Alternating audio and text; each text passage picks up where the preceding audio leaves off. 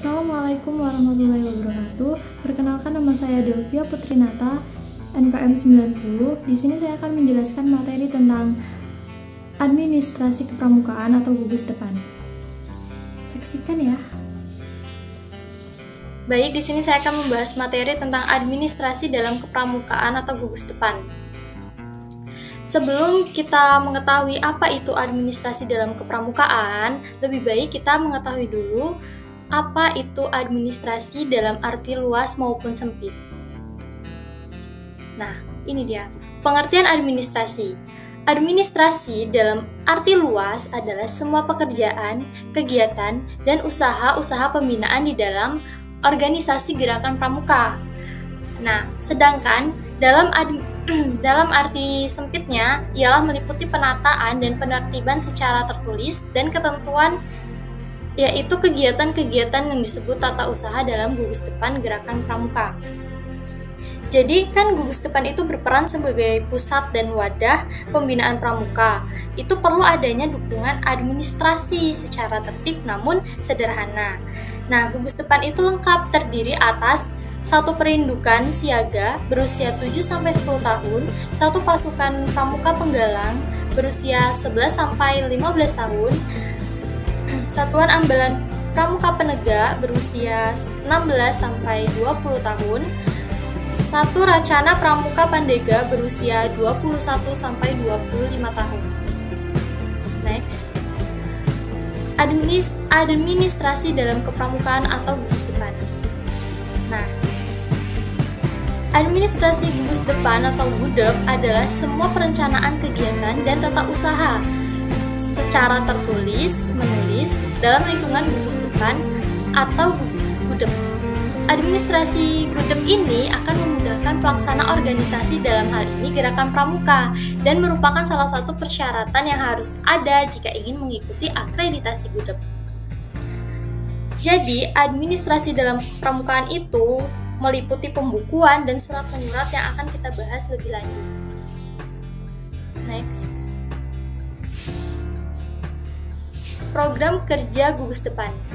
Dalam melaksanakan kepramukaan di pangkalan, baik itu gugus depan SD, SMP, SMA, ataupun di perguruan tinggi, maka diperlukan pembuatan program kegiatan untuk peserta didiknya, serta kelengkapan administrasi dalam gugus depan. Program kerjanya itu ada dua, yang pertama program kerja tahunan, dan yang kedua ada program kerja mingguan.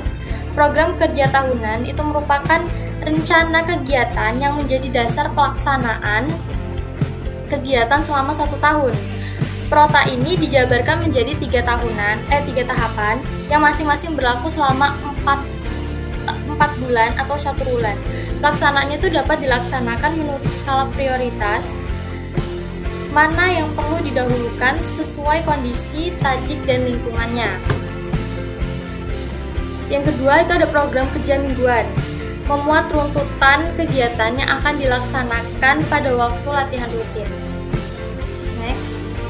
Nah, ini pembukuannya. Jadi di dalam kepramukaan itu ada sebuah pembukuan. Apa aja sih pembukuannya? Yang pertama ada catatan pribadi peserta didik, maaf typo. Yang kedua, buku registrasi peserta didik. Yang ketiga, buku induk, buku perencanaan latihan mingguan. Yang kelima, buku daftar hadir atau absen. Yang keenam, buku kas keuangan. Yang ketujuh, buku inventaris.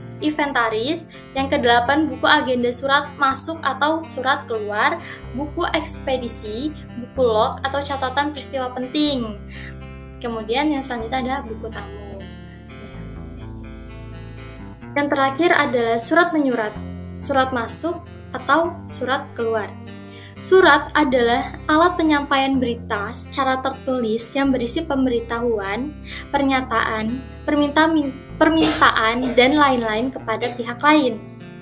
Jadi, surat menyurat itu adalah kegiatan pengendalian arus berita, baik tertulis maupun lisan, yang timbul dari adanya pencatatan, laporan, perencanaan, atau program dan keputusan yang memungkinkan adanya permintaan, penjelasan, penambahan kekurangan-kekurangan atau perubahan-perubahan.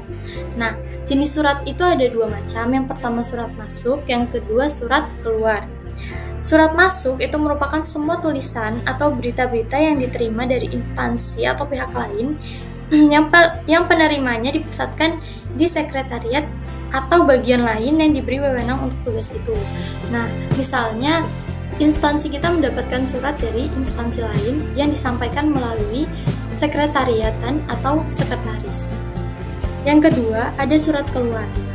Surat keluar merupakan semua tulisan yang dikirimkan kepada instansi atau pihak lain yang setiap konsep untuk diajukan kepada pimpinan disalurkan melalui sekretariat atau sekretaris atau pejabat yang diberi wewenang meneliti.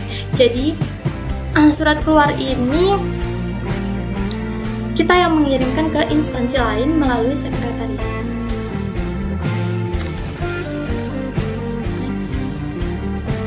Terima kasih sudah mendengarkan.